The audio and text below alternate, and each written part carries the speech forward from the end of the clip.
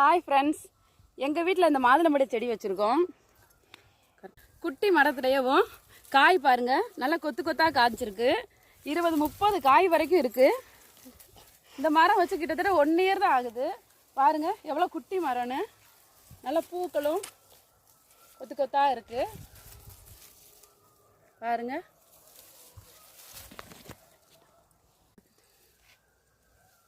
எங்கள் வீட்டுக்கு தேவையான எல்லா மரமும் வச்சுருக்கோம்.